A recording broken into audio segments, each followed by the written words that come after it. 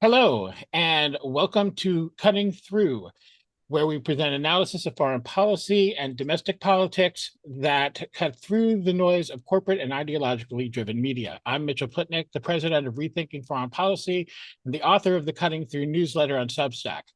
You can support this work by going to my Substack page, mitchellplitnick.substack.com. There you can become a free or preferably a paid subscriber or donate to the show through Cash App. Today on Cutting Through, we are finally, as promised, presenting the first of our interviews with prominent scholars, academics, activists, political figures, and foreign policy experts. And I'm really delighted that we get to kick this new feature off with my friend and colleague, Matt Duss. Matt is Executive Vice President, the Center for International Policy. Before joining CIP, he was a visiting scholar at the American Statecraft Program at the Carnegie Endowment for International Peace. Before that, for 5 years, he was the Foreign Policy Advisor to Senator Bernie Sanders. And prior to that, he was president of the Foundation for Middle East Peace, where I had the privilege of working as his vice president for a few years. Matt's work has been widely published, including in the New York Times, Washington Post, Foreign Affairs, The Nation, The American Prospect, and Foreign Policy. Matt, thanks again so much for being here today. I am so glad to be here. It's great to see you, and it was my privilege to work with you at the foundation. So I'm really thanks for asking me to join today. That is very kind. All right, so let's get right into it. I want to start with a really broad question about Kamala Harris. Since she had such a brief term as a senator before becoming vice president, and as vice president, of course, she had to subordinate her own views to the agenda of the president. It's not really clear what a Harris foreign policy would be like. I think it's fair to say that she sent out some mixed signals on some issues. On others, she seems to promise a continuation of Joe Biden's policies. On some, she seems like maybe she could change some course. This is all the result of her still being VP. I mean, so Mm. she's kind of ambiguous as to what her actual policies are going to be because obviously she still has to support those of her boss. So if there is any change, and she may not want to necessarily commit to those things, and she needs to craft her own identity, all of that. So my sense is that she has a less personal view of foreign policy than Biden. It's a less personal approach, one more maybe strategically driven than Biden. Maybe I would say a bit more like Barack Obama's overall approach to issues in general. So, what's your general sense of her approach to foreign policy? Yeah, well, as you said, we don't have a great deal to go on. I mean, but I think first to say, I mean, I think as now that she is the nominee, um, obviously she's focused on winning. And I think what you can kind of suss out is like there is a sense of what is the minimum that she needs to talk about.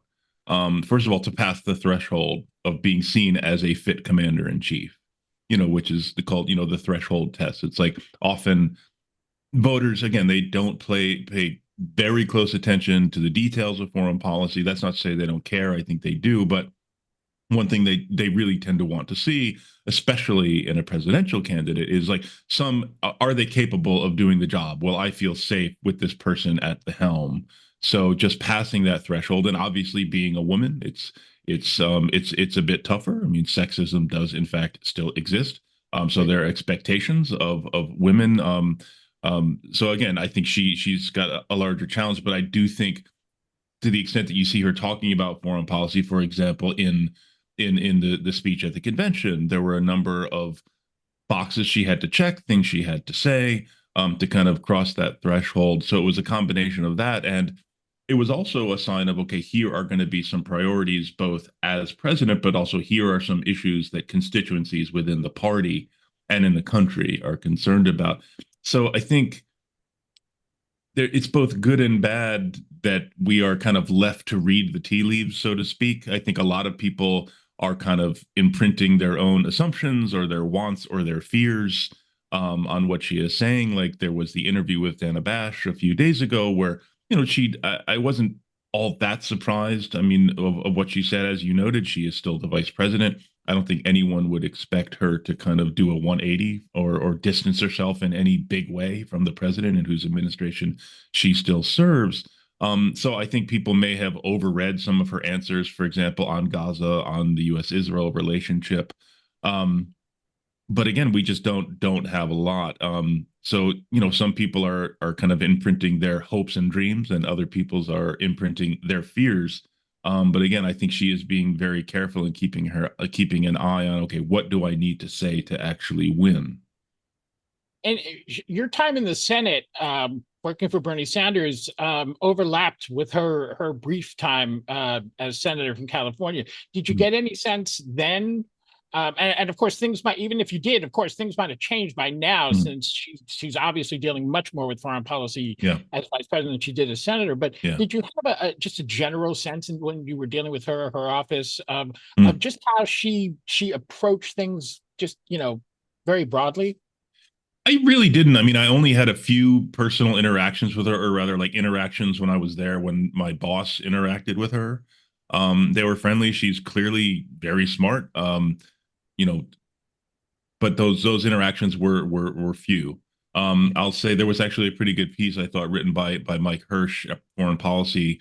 He's written a couple good pieces on this, but one that focused on her time on the Intelligence Committee and what that might indicate about her foreign policy priorities. And one of those is that she has paid close attention to the impact of new tech on foreign policy and national security, and that's obviously very important.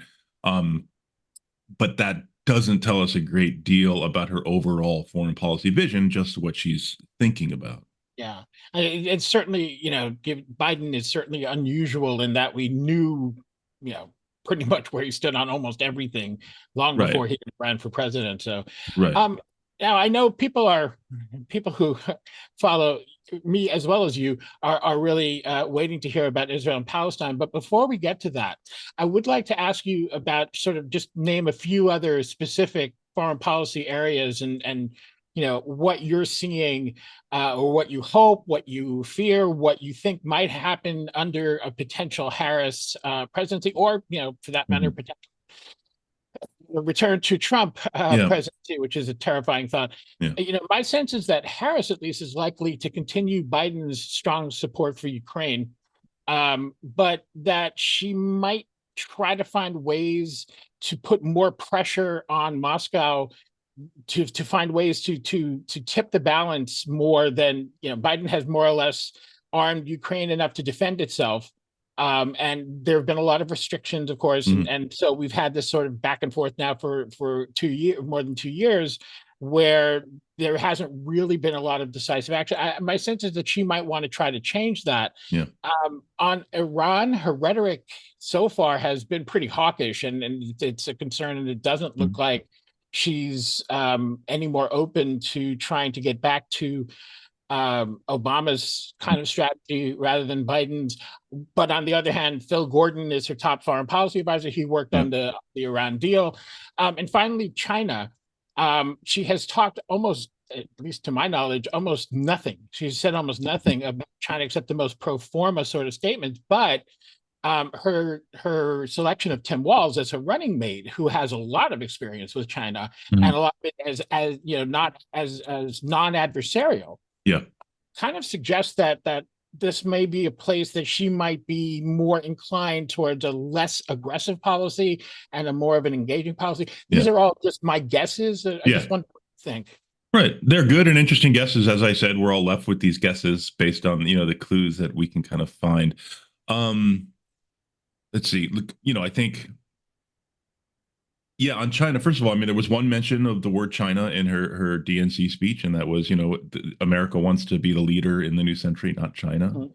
Um, Again, it was a relatively short speech. But as I said earlier, it's like watching the things she did feel the need to mention, I think gave an indication of, okay, this is how she understands the party. This is how she understands what she needs to say and talk about in order to cross the threshold as a potential commander in chief. So yeah, the choice of Walls is interesting, both because of his history in China, but also, and I wrote a piece for Foreign Policy about this, what it suggests about, the pro-worker agenda, the kind of post-neoliberal kind of economic order, which I think is, in my view, probably, the Biden administration's most significant and potentially positive foreign policy achievement. I mean, global trade is not generally seen as, quote unquote, foreign policy. Obviously, it is. I mean, promoting the prosperity of the American people is a major goal, always has been, of American foreign policy. Far too often, it's been defined as what is good for American corporations. But I do think something that is more focused on American workers and workers around the world, not necessarily in a zero sum approach, could have an enormous impact both on our foreign policy and on global affairs. So again, I don't want to get too far ahead of my skis on this. I do not ski, but like just I'm just trying. I mean, this is something I had questions about, and I am seeing the signs here that they are really going to lean in to kind of move forward on kind of what was laid out in that speech that Jake Sullivan gave at Brookings over a year ago. But again, this is all part of the memo that landed in Washington with quite an impact in November of 2016 when Donald Trump won. And also partly the Sanders phenomenon of 2016 was this idea of like, Washington does not understand how negatively so many Americans view all of these kind of assumptions about global trade and foreign policy that we all kind of talk to ourselves about here in Washington. So I do think the kind of the post neoliberal agenda, as it's called by me and a few others, is really important. So I think the Waltz pick. I mean, the question remains there. How are we defining that? I mean, as I write in the piece, if we are defining this as a kind of zero sum competition between the United States and China, this is going to lead us to a bad place. If, however, we kind of define this as a positive sum, where the prosperity and security of the American people and American workers and American communities does not have to come at the expense of the security and prosperity of workers and communities in China or anywhere, then I think we're talking. But that's what I really need to see more of. There were a few other questions you put in there that I missed. What you want to I remind put me? in, it was Ukraine was one, Yeah. and whether Okay. she might try to be maybe more, Yeah. I guess, aggressive in sort of promoting, I guess, promoting more of a, as we've seen recently with, I think Ukraine may have, Zelensky may have himself anticipated this, if I'm right about the thinking, with his thrust into Kursk, Hmm. that the idea that Harris may do things a little bit more boldly to try and stop this from being a stalemate as it's been for 2 years, and really try and get it to a place Yeah. where Ukraine can win.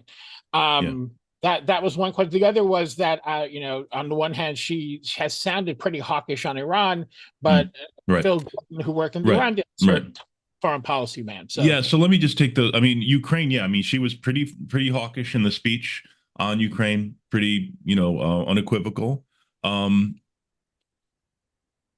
but again, you mentioned Phil Gordon, and again, people are constantly talking about Phil Gordon, which makes sense because he is her main national security advisor, and he does have an actual record and a number of books and writings that people can look at. So I think it's possible that she could like push a little harder and kind of authorize some more and heavier weapons to Ukraine, in hopes of changing the equation on the battlefield. But let me say this: I think part of what is interesting about the Kursk incursion, and I think my understanding is that this is one of the intentions of Ukraine, was to show that these concerns about Russian red lines have been overemphasized. Now, I'm someone, I don't know, there's disagreement about this, but I'm like, as I think how you laid out by the position on Ukraine was right. And I see that as, a relatively, and relative is the important word here, a relatively restrained approach to supporting Ukraine. He has been, started by putting a very hard ceiling on the type of support the United States would provide. And he's steadily increased the amount and quality of that support as the Ukrainians have shown success in their ability to really integrate these different weapon systems into their overall plan. But still, there has been this concern, personally, I think a very reasonable concern, given that Russia has lots of nuclear weapons, that we do not want to, that there are certain red lines that would be unacceptable for Putin, and then he would do something very bad. Personally, as someone who does not want to die in a nuclear holocaust, I appreciate the president being careful about that. However, I do understand, and I think there is a legitimate argument on the other side, is that, well, okay, we're kind of giving Russia this enormous veto over our decision making. And so part of the Ukrainians' goal in Kursk was to show, listen, we have invaded Russia. We are the first army to invade Russia since World War II. What is happening? Look at what's happening. It doesn't seem to really have changed Putin's calculus. So again, you know, that's right until it's not, and when it's not, it could be very bad. But I do think you have to give some credit to what they've shown and their argument that you can allow us to be a bit more aggressive in defending our country, attacking sites in Russia that are being used to attack us, to launch missiles, drones, rockets, and all of that. Because the argument has always been, and I think it's a sound theory, is you want to give Ukraine support to help them create the best situation on the battlefield such that they will be in the best possible position at the negotiating table. That last part is the important thing, because I don't think anyone believes that Ukraine will, a Ukrainian victory means they'll just, like, Russia will just surrender. That's not going to happen. Russia has enough manpower, enough young men to keep throwing into this meat grinder, a country that is completely under Putin's control. He does have to manage public opinion to some extent. All authoritarians do, but his control of what Russians see is pretty serious. But the point being, he can keep this up for a pretty long time. So ultimately, I think as to what Harris would do, I do, if we're going to talk about Phil Gordon again, I do think there's a level of pragmatism that is a very strong through line in his work that would say, okay, even if we're going to lean in and support and give some more support for the Ukrainians to be a bit more aggressive, that needs to lead to the negotiating table. Yeah. Now, on Iran, I would say the same thing. We might see, although it's hard for me to see how we would escalate pressure on Iran, given they're like, we've run out of things to sanction. But there's an entire industry in Washington whose entire job is coming up with new things to sanction. And can we sanction the people who we just sanctioned for doing business with these other people who we sanctioned? It's all very bizarre, and it gets kind of silly. But yeah, I given the role that he played and being a supporter, proponent, and kind of practitioner around the JCPOA, I would hope that there's going to be at least a very, very serious look at the possibility, especially with this new Iranian administration, of at least exploring different channels for some kind of even a small version of the nuclear agreement, given that the sunsets of the JCPOA are very close now. And the possibility of some kind of regional, modus vivendi, as people call it, just understanding, listen, Iran is not going anywhere. It's going to, has a role to play historically and now in the region. It does a lot of bad stuff externally and to its own people, which I don't like, which none of us like. But let's deal with the region as it is. And that means a region in which Iran has a role to play. Yeah, I mean, as far as doing bad stuff, so do our allies. Yeah, right. No, absolutely. As I've said, I mean, the difference, like, the moderates are the reckless, corrupt regimes that buy our weapons. They Right. get to be called moderate. Exactly. Okay. And that kind of sort of naturally leads into finally getting to the burning questions. Initially, I think, obviously the issue of Gaza played a significant role in creating the opposition to Joe Biden's candidacy that eventually forced him to decide. People, may have a lot of debates about how much of a role it played, but it played some role. And I think, when she first stepped in, it seemed like Harris wanted to convince Palestine advocates that she would at least have a different tone than Biden, have a different sort of sense than Biden, feel that she would bring more empathy to Palestinian suffering. As the campaigns continued, and certainly with the exclusion of Palestinian speaker at the DNC, I think a lot of people feel like she almost willfully dashed those hopes, as if to say, no, that is not what I do. I think that's, whether that's true or not, I think a lot of people have that perception. I think she's clearly, and I don't think you see any debate on this, she's clearly less emotionally attached to Israel than Biden, despite having, which is good news for us and for Israel. And for Israel, absolutely. I think we're seeing that today. I think the results of what are happening right now in Israel, in terms of the demonstrations and the fury at their own government, I think a lot of that is the result of Biden's bear hug. And this is not, even from a pro-Israel perspective, which I'm not claiming I'm taking, but even from a pro-Israel perspective, I think it's been very harmful. Yeah. But for all of that, she has given a strong indication that she'll continue Biden's policies towards Gaza, or at least that she's not prepared Yeah. to take steps that are going to be bold enough to really pressure Yeah. Netanyahu. Now, again, some of this is guesswork, but this is a Yeah. question that she's had to confront, and she's Right. clearly been frustrated by the demonstrations she's faced. So, with all of that, Yeah. what are your expectations of her Yeah. when it comes specifically to Gaza? Yeah. I mean, I'll say a couple things about that. One is, again, I was one of those who was disappointed in what I didn't hear from her at the convention speech. I will say, however, even though the language she used on Palestinian self-determination was familiar language, it was not familiar to hear that from the candidate at the convention. I think that is important to note as well. Like I said, what we saw were these are the boxes I feel that I need to check on these issues. And the nominee for the Democratic Party for president of the United States now feels the need to check a Palestinian liberation box. That's a pretty big deal. So again, I'm not saying I wanted to hear more. I know a lot of people did, but I do think it's like take a win from time to time. I mean, we on the left need to be able to do that. I think we need to be better at that. Jim Zogby certainly agrees with you. So right.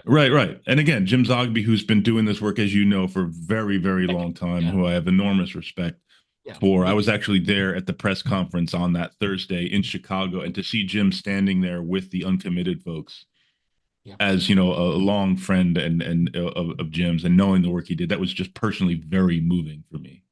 To see him there as kind of this real mentor and elder statesman for this activism for a very long time.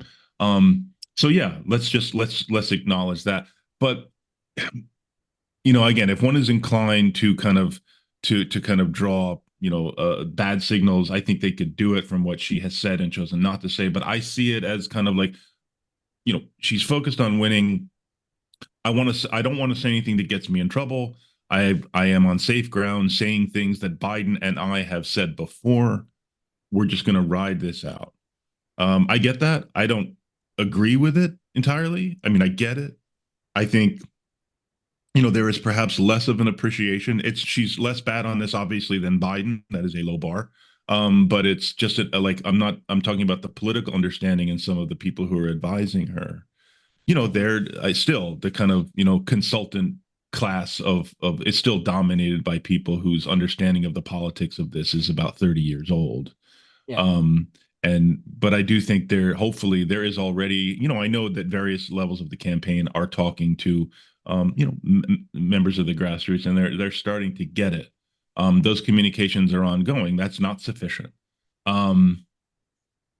But we also know that people in most cases tend to govern as they've campaigned, which is why I do think it's important to continue to press for some actual commitments on what she's going to do. And as I've said repeatedly, I don't think it should be seen as too much to ask for a candidate for the president of the United States to say that they will uphold U.S. law on something as important as who we're giving the guns to. So. Yeah, I agree with you. Although I certainly would say I see less silver linings here than you do. But at the same time, we both know that the adherence to U.S. law when it comes to sending weapons to Israel, both in terms of military aid and weapons sales, as we've just seen a one that went through, is a very difficult political hill to mount. But at the same time, it also seems like this is the first time that Israel, before now, whether it was Republican or a Democratic administration, there's always been a certain line that they did not want to push the States past. Netanyahu has abandoned that. I think that's clear. And he's gone to the point where unless you literally hold a gun to my head, I'm going to do what I want. And because we've taught him how to do that. But it also seems like there's no real possibility of Biden, Harris, Trump, whoever, certainly Trump, holding that gun to his head. And if that's the case, then it seems like what's happening in Gaza is not going to stop. I mean, that's kind of a grim assessment. I think it is a grim assessment, but that's what we've seen thus far from Biden, unfortunately. And I think we are left with hope for Harris. Obviously, Trump is not going to. I mean, Trump, if there's any hope with Trump, it's just that Trump gets bored of it and feels like the Gaza war is so bad it's distracting people from how awesome Donald Trump is. and then he could potentially do something. Yeah, I But actually want to throw that piece in there. I hadn't actually planned on asking you about this, but I've seen and I find this deeply problematic and troubling. Too much, and obviously we both and I spend most of my days in Palestine advocacy and that whole question, and I've seen far too many people saying, well, there's really no, that Trump may even be better, but there's certainly no difference between Trump and Harris, and I just yeah, I look at, all you have to do to my mind is look at Project 2025 and know that everything that we're doing on right, Palestine would be almost impossible under a Trump administration yeah, as advocates and activists. right, So I just, would want to hear, what do you see there? I mean, what do you see yeah, here? Or how do you respond when people say there's no difference? And it's yeah, hard because Biden yeah, is so terrible on this. yeah, yeah. No, I think people who say there's no difference are missing a lot. I'll just which is as kind as I can be about it. First on the policy, um, it's just like if you think it's bad now, wait till Trump hits the accelerator on the Jared Kushner, David Friedman plan, which we Right. saw. I mean, it was part of their plan, which is basically Palestinian Bantustans. Yeah. Israel controls all the territory, one undemocratic state between the river and the sea. Um, I think again something that Biden has done that's good. These things are few and far between, but the settlement sanctions, the sanctions on violent settlers, this is a big deal. Again, I think they've moved slowly, methodically on it, perhaps too slowly. But I mean, they have put a number of tools on the table, and I will say from mine, I'm sure you gather this too, is like there is real concern in the settler movement about this, given the implications.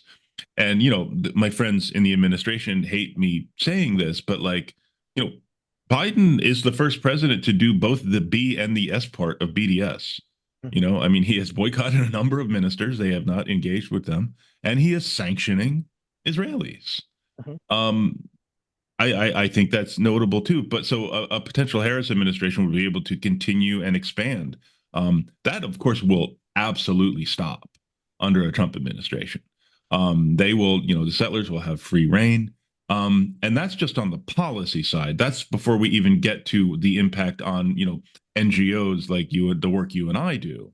Harassment, legal, coming after DOJ, using all kinds of terror. I mean that again. You talk about Project 2025, and you see some of the things they have been threatening publicly. Just using the tools of the state to crack down on activism under whatever pretext. Um, that is very real and very dangerous. So I would urge people not to miss that. Yeah, completely agree. Um, so beyond Gaza, one of the things that's happening now that is not getting, and understandably not getting nearly enough attention. We're seeing since the Jewish holiday of Tisha B'Av a few weeks ago. Ever since then, settlers have been going to the Al-Aqsa Mosque, and they've basically set up a virtual synagogue there. It's got Mhm. everything but a Yeah, roof. yeah, They yeah, brought in Torah, they brought in a whole.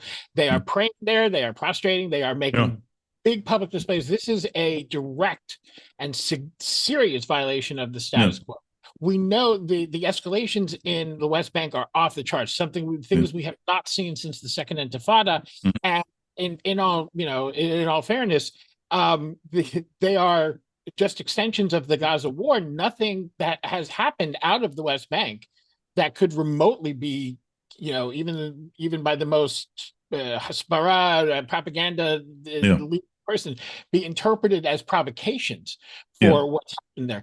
yeah, We're not paying very much attention to it, but this is enormous, and yeah, potentially yeah, even in terms of regional earthquake, bigger than Gaza. yeah. So if you were, just for a minute now, just a little fantasy thing, if you were advising either both Joe Biden now, or Kamala Harris, should she win, we all hope, the election in January Yeah. when she takes office, what would you be advising people to do just about what's happening there? I would be saying that first, you want to make clear you don't have to be very public about this at the outset, but let it be known to the Israeli security establishment um, that we are undertaking a very serious assessment of all the use of American military aid. We have these reports. We know for a fact that these reports are sitting at state. The senior team, Blinken and others, just refused to move on them. It's there. A state that was actually a State Department that was actually interested in upholding the law has a lot to work with. You don't need to reinvent the wheel here. But I mean what I say about starting this quietly, because my sense is, again, there are ways in which you can, acknowledge the deep and multifaceted nature of the U.S.-Israel relationship and kind of use that. Because my sense is like, if you made it clear that you were serious about moving forward with some of these suspensions and restrictions pursuant to U.S. law, that would resonate through that system pretty seriously. Now, the question is, does it rise to I mean, given that if Netanyahu is still the prime minister, how does he respond? How does security cabinet respond? But still, I think that's a first step. You don't need to come out and make a Rose Garden speech about doing this. You just kind of let it be known through kind of lower level channels that this is happening. But then you start that process. You make clear, like, we're doing a pretty severe, serious, no BS assessment, because we are going to be upholding and enforcing U.S. law, which I think obviously we need to do anyway. I mean, the second part of that is, okay, does that change Israeli behavior? And I hope and expect it would. But even if it doesn't, the law is pretty clear that U.S. taxpayers should not be providing material and aid and weapons for these violations, which we all see in front of our eyes every single day because Israeli settlers and soldiers record themselves doing it. So that's a first step. So which is and it's a good first step. To my mind, I think it sort of touches on what I was seeing as a potential strategy, and I think we saw an example of it in response to the 6 Israeli hostages that were killed in Gaza. The problem right now, you have hundreds of thousands of Israelis on the street, but one of the reasons Netanyahu is so comfortable ignoring those hundreds of thousands of Israelis is that those hundreds and thousands of Israelis are not voting for Likud. They are not voting for the Jewish Power Party. They're voting for the National Religious Party. They're not his voters, so he doesn't care. They're not voting for him anyway.